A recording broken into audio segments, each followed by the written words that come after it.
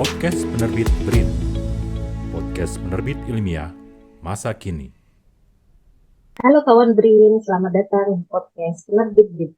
Perkenalkan, saya Risma Wahyuhartiningsih yang akan memandu acara podcast kali ini. Kali ini saya ditemani narasumber kita yaitu Mbak Fajriatun Hidayati atau biasa dikenal Fajriatun Nur ya, penulis buku cerita bergambar Dingiso Satwa Langka dari Timur. Alhamdulillah buku ini merupakan salah satu karya buku yang lolos seleksi dalam program akuisisi Penataan Lokal BRIN periode 3 tahun 2023. Bagi kawan BRIN yang belum tahu program akuisisi pengetahuan lokal, program ini merupakan salah satu program unggulan dari BRIN dengan pelaksananya adalah penerbit BRIN. Program ini sudah terselenggara sejak tahun 2020. Program ini bertujuan untuk mengenalkan dan meningkatkan pengetahuan publik terhadap kearifan lokal Nusantara. Karya yang kami akuisisi berupa jenis karya yang diterbitkan dalam program ini adalah karya buku dan karya audiovisual. Mari kawan BRIN, langsung saja kita panggil Mbak Fajri untuk hadir bersama kita di podcast kali ini. Selamat pagi Mbak Fajri. Selamat pagi Mbak Risma. Gila, gimana kabarnya Mbak? Alhamdulillah lagi kena bapil sama tenggorokan. Sama. Kebagian. Ya Allah, kebagian akhirnya. Uh, Begitu Iya, panasnya ya udara ini. Semoga musim hujan segera hadir ya. amin, amin. Sudah mulai hujan tapi masih Iya, jarang-jarang nih di sini. oke. Alhamdulillah, Mbak. Selamat datang di podcast kali ini dengan penerbit BRIN. Eh, Terima kasih banyak waktunya untuk hadir di podcast kali ini. Sebelum saya jelaskan profil singkatnya Mbak Fajri, mungkin Mbak Fajri dapat menyapa dan memperkenalkan diri secara singkat ke kawan BRIN ya, yang sedang menonton. Saya persilahkan Mbak Fajri. Assalamualaikum, selamat pagi kawan BRIN semua. Saya Fajriatun Nur Hidayati, penulis buku cergam Dingiso Satwa Langka dari Timur. Eh, Saat ini saya bersama Mbak Risma lagi di acara podcast. Terima kasih kepada Brin atas kesempatannya. Alhamdulillah. Terima kasih ya Mbak Fajri. Alhamdulillah nih kita ketemu lagi. Saya sebenarnya sudah pegang buku di Niso tuh dari Resubmit ya Mbak. Ya, Waktu itu Resubmit ke penerbit BRIN. Saya menjadi PJ untuk naskah di Niso. Kemudian memfasilitasi Mbak Fajri untuk penelaahan buku, kemudian mengantarkan ke proses produksi ya. Alhamdulillah ya juga betul. saya berkesempatan untuk jadi pembaca akhir ya sebelum naskah ini terbit. Uh, saya akan membacakan profil Mbak Fajri.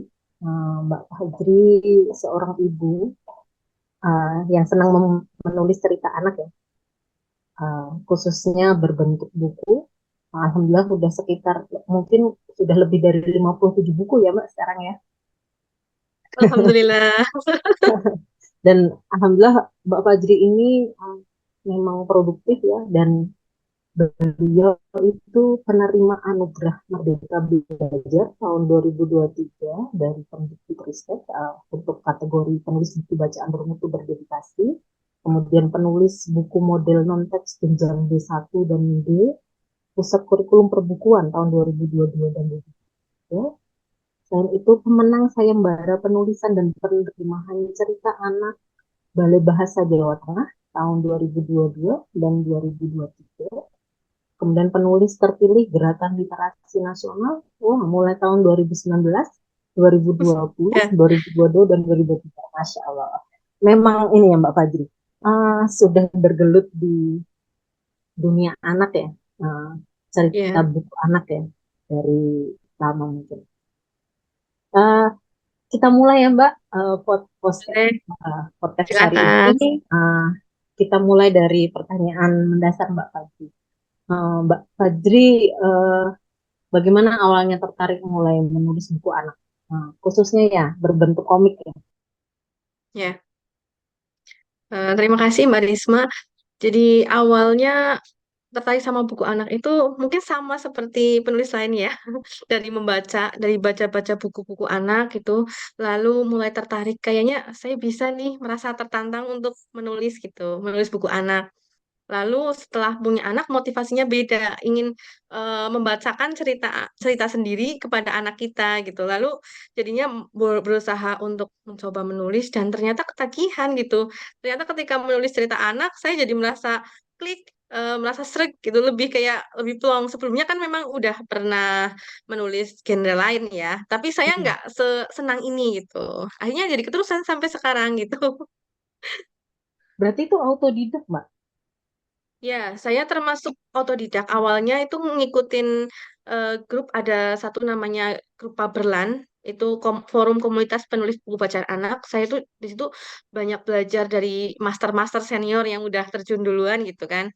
Nah, itu saya banyak menyerap ilmu, terus ikut-ikut kelas gratis. Dulu tuh belum punya modal buat ikutan kelas berbayar.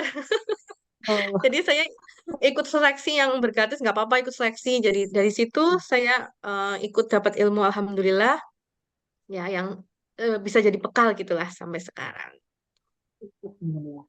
Mbak Fajri, alhamdulillah nih dapat masuk ya karyanya sebagai pemenang ya dalam program akuisisi pengetahuan lokal di periode 3 tahun 2023 ini. Bagaimana Mbak perasaannya? Rasanya tentunya luar biasa ya. Alhamdulillah setelah perjuangan 3 kali, 3 kali baru tembus. Alhamdulillah. Terima kasih untuk penerbit print atas kesempatan ini. Saya juga jadi banyak belajar dan rasanya ini luar biasa. Setelah pertama ditolak, ditolak dan akhirnya dapet.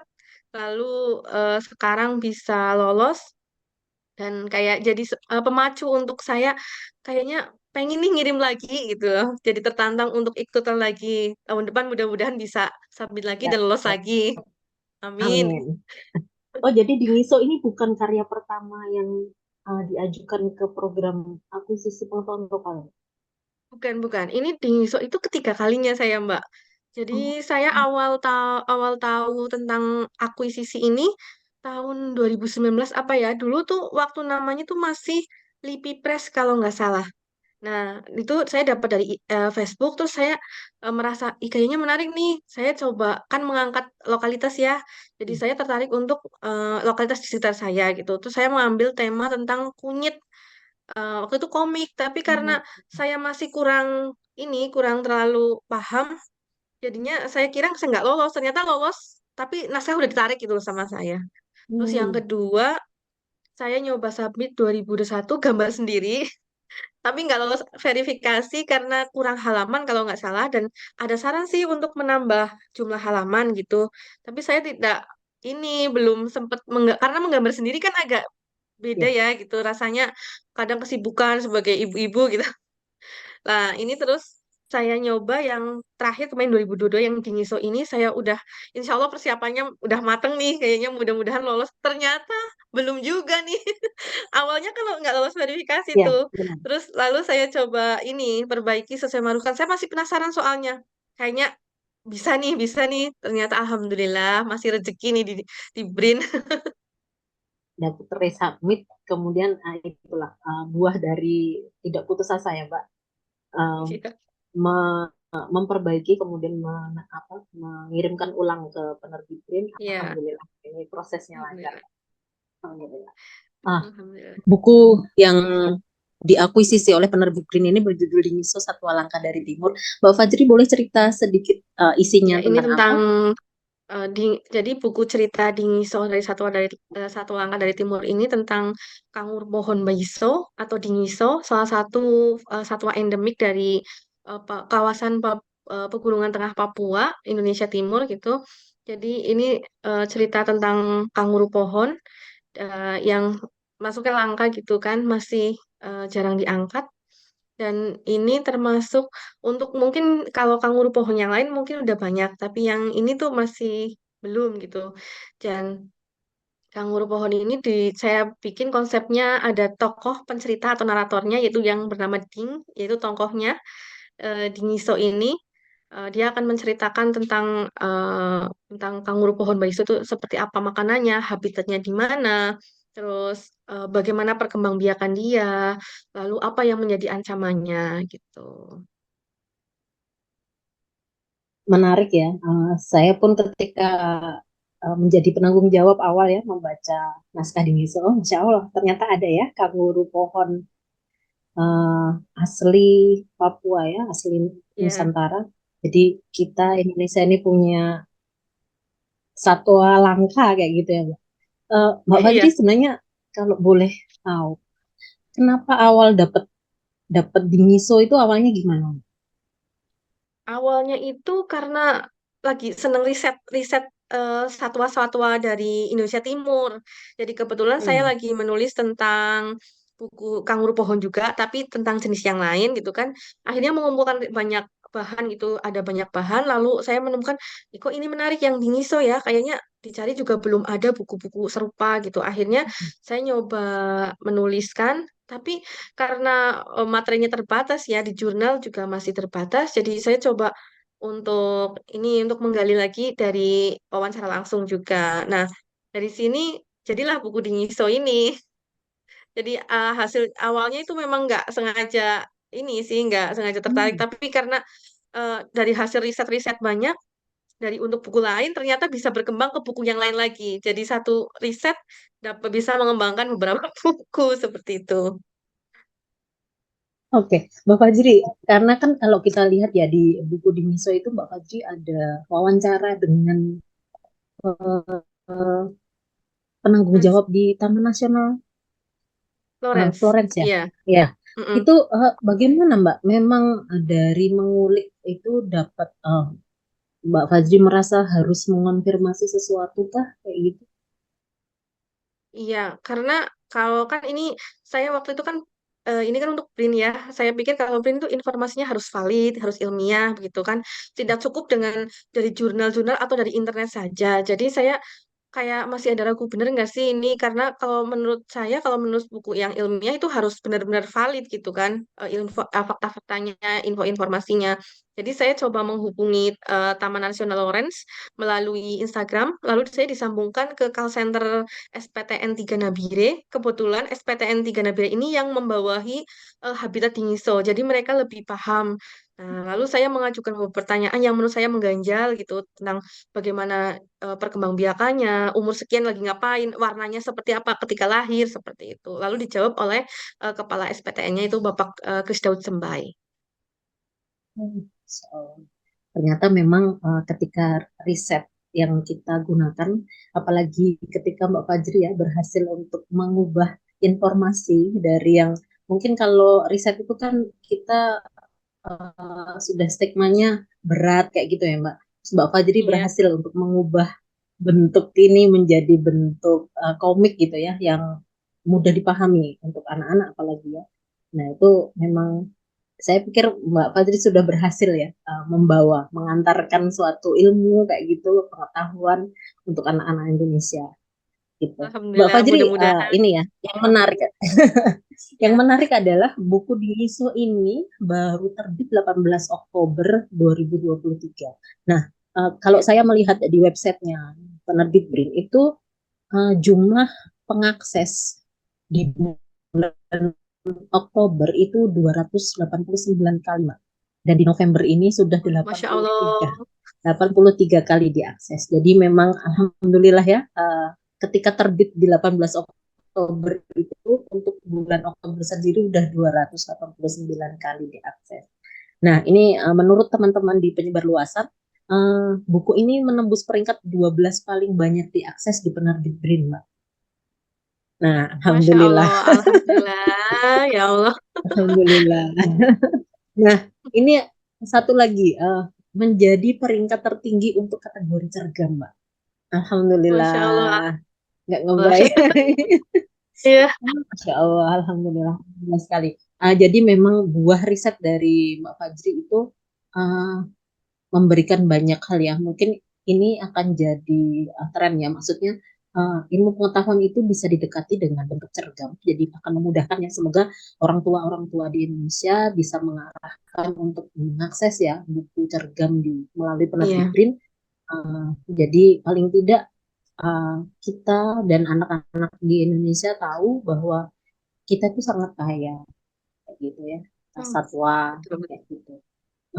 Ini jadi, alhamdulillah, akan jadi sebuah konten yang menarik ya. Alhamdulillah lewat penerbit BRIN.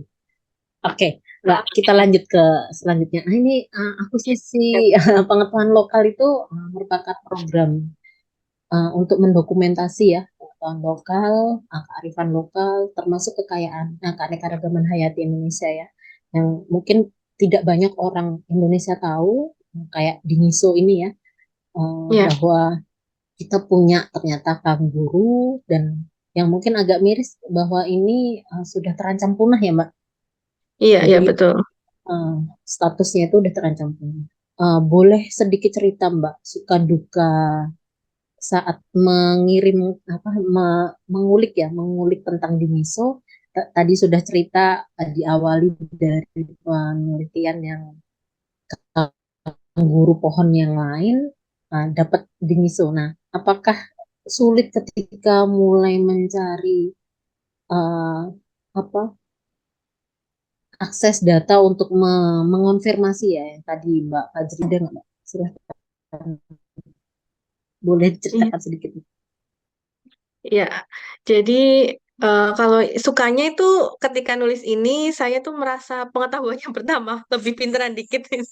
Jadi ketika menulis otomatis kan kita riset, membaca banyak membaca gitu kan. Kita akhirnya dapat oh iya ternyata seperti ini. Kita membaca dapat ilmu pengetahuan baru, dapat insight baru gitulah istilahnya. Nah, tapi dukanya itu ketika referensi yang kita referensi untuk menulis itu kurang. Itu kayak rasa ada yang kurang gitu.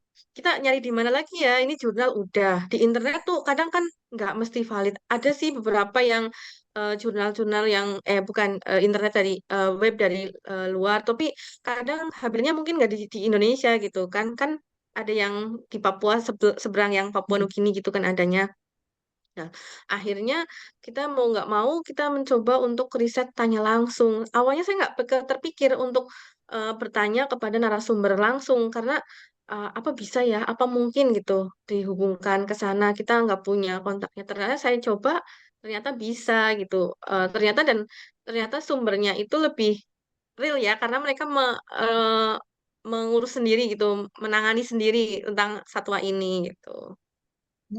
Bagus sekali.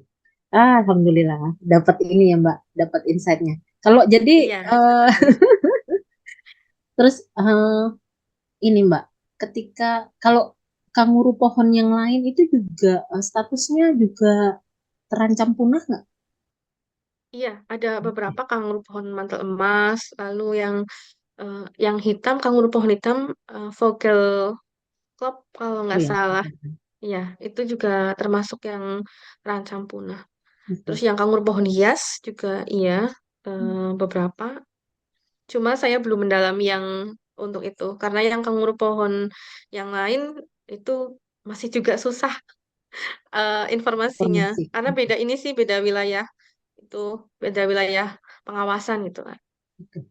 Mbak Fajri boleh dong tips and trick untuk dapat ya. Maksudnya dulu mungkin ngangkat risetnya di kanguru pohon yang lain. Nah ini untuk dapat tentang satwa langka kayak gitu tuh memang dimulai dari mana Mbak? Maksudnya dapat pas saat mau riset tentang satwa langka itu apa yang bisa dikulik sendiri ya sama Mbak Mbak Fajri. Oh, tips dan trik yang bisa dibagikan ke kita. Mungkin ada teman-teman atau kawan-kawan BRIN yang di sekitarnya tuh ada satwa langka endemik atau pengetahuan yang bisa seharusnya dibagikan kayak gitu melalui program akuisisi pengetahuan lokal.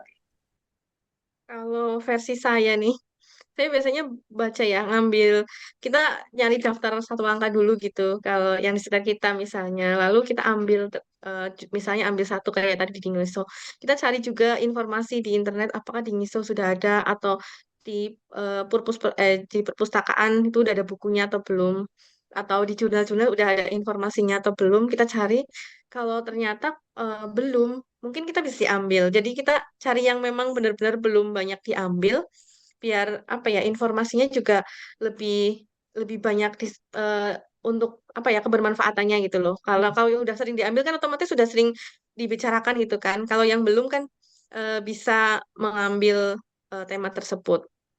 Lalu diusahakan kalau saya sih karena ini kan juga buku ilmiah ya, pengemasannya yang agak dibedakan gitu.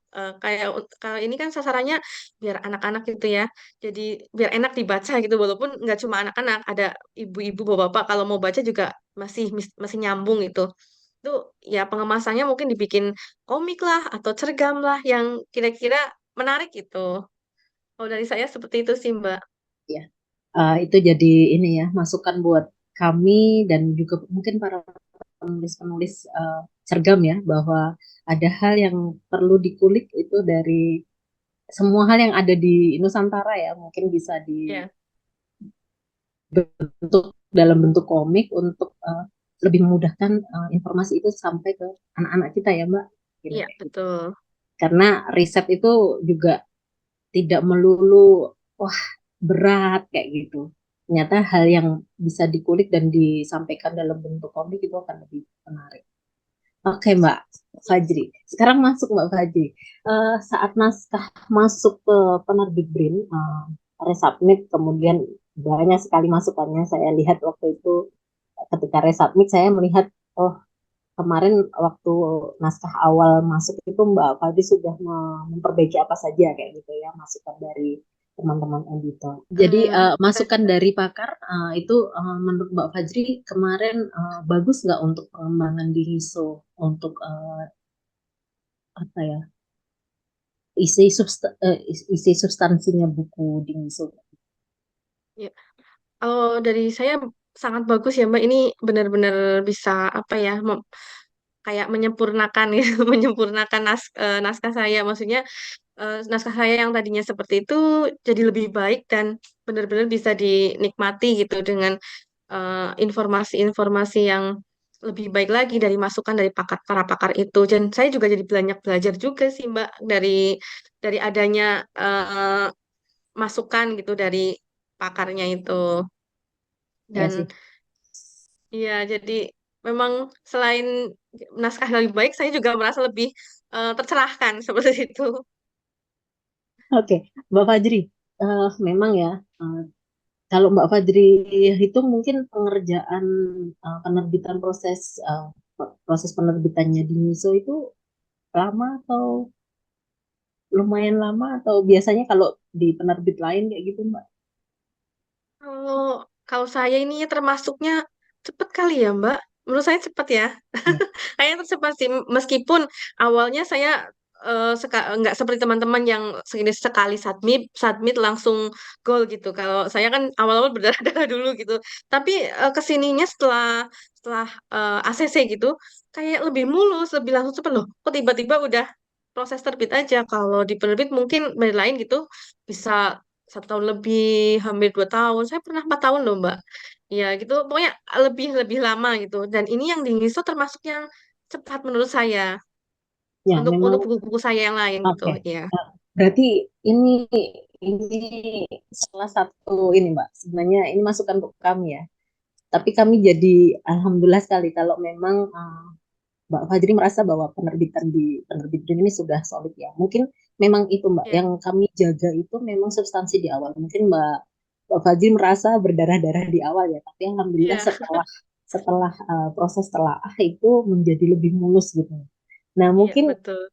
bisa di ini nggak Mbak, serunya proses penerbitan di MISO itu di proses yang mana?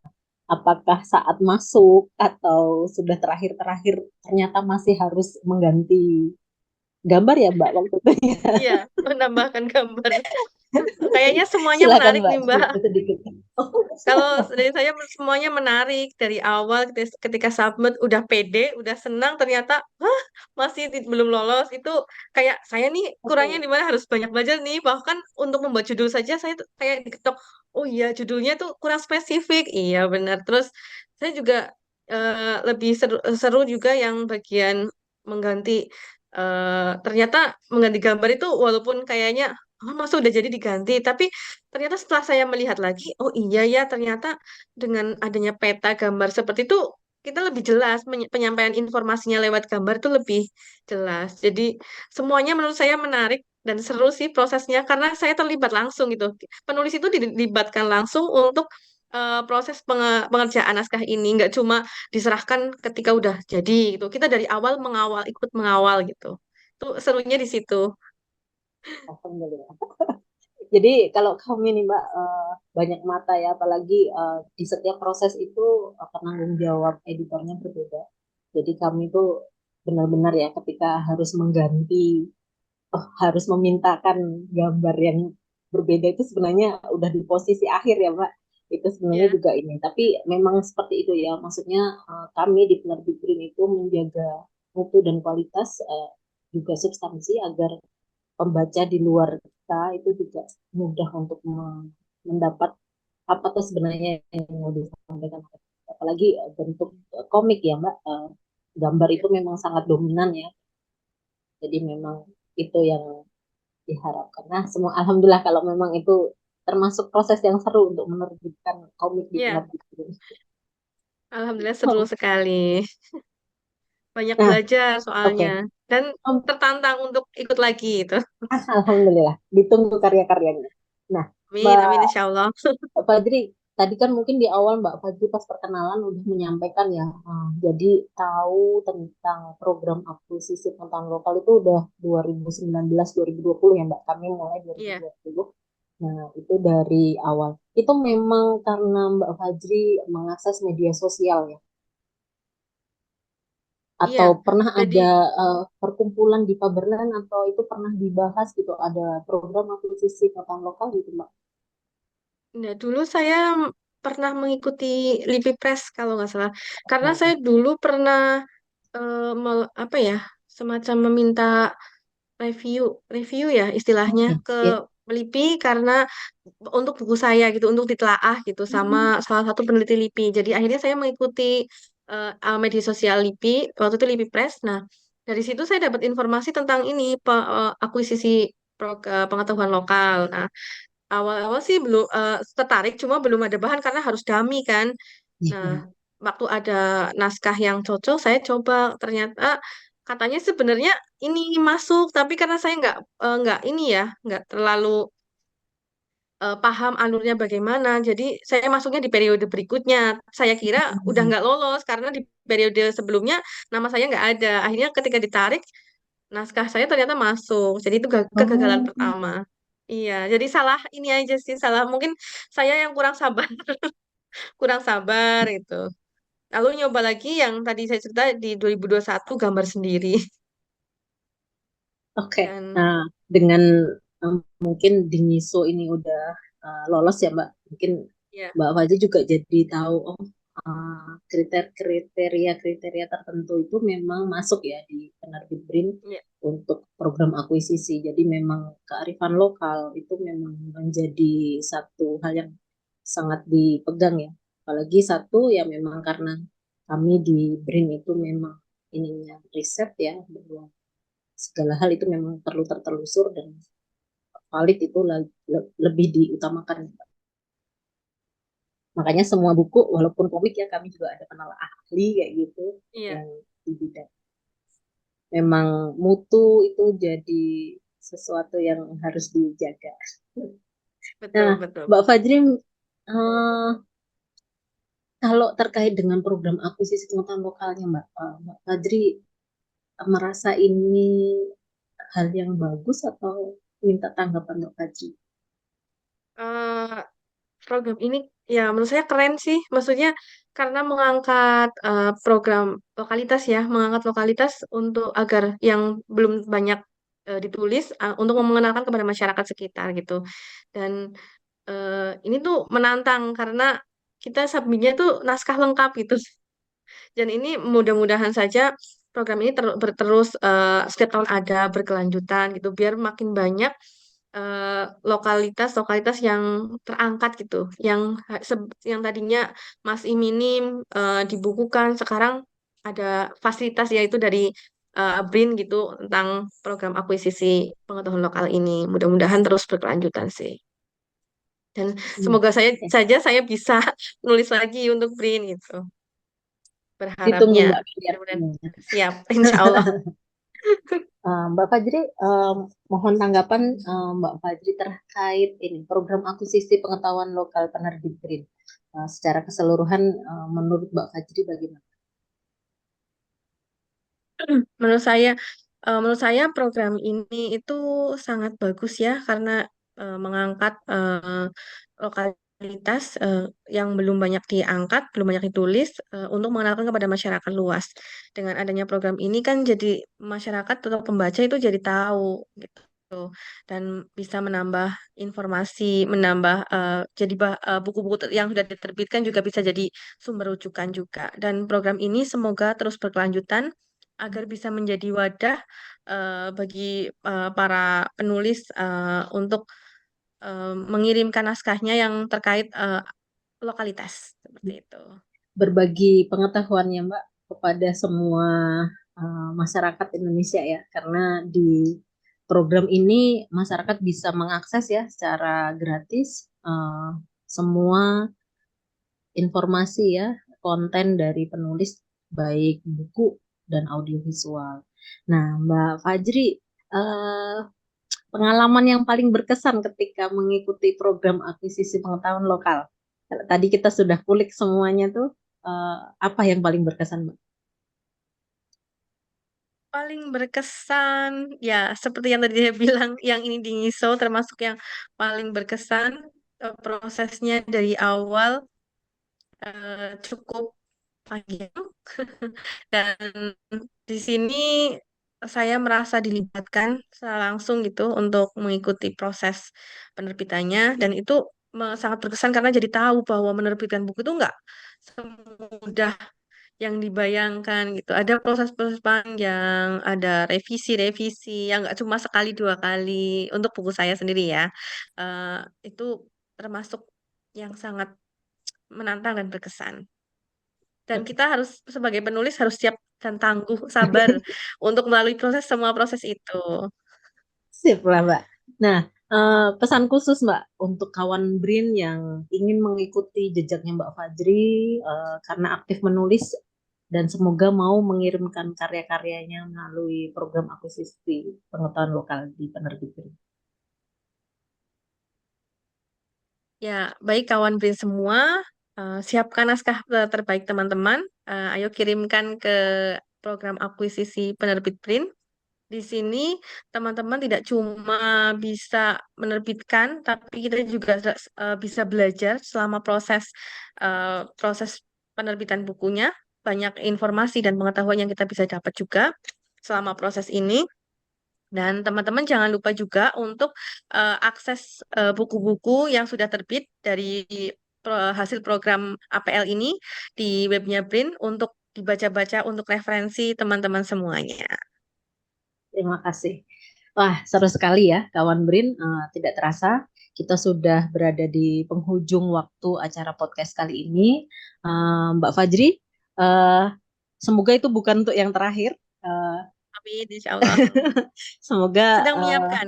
oke, siap ditunggu karya berikutnya. Nah, Ya. untuk terakhir Mbak Fajri, apakah ada penutup ya untuk kawan-kawan BRIN untuk tergerak selain tadi, ayo silahkan menulis. Nah, masih adakah closing statement ya dari Mbak Fajri untuk podcast kali ini? Jadi saya manfaatkan program ini dengan kalau belum tergerak untuk menulis, bisa dibaca-baca dulu, kunjungi laman print dan unduh semua buku-buku yang sudah terbit. Siapa tahu nanti setelah membaca, teman-teman tergerak untuk mengirimkannya dan untuk mengikutinya. Dan Terima semakin kasih. banyak yang mengaksesnya. Alhamdulillah. Terima Amin, amin. kasih. Bagi kawan BRIN yang belum membaca cerita bergambar di Ngiso Satwa Langka dari Timur, silahkan untuk mengakses website penerbit BRIN, bisa dibaca dan diunduh secara gratis.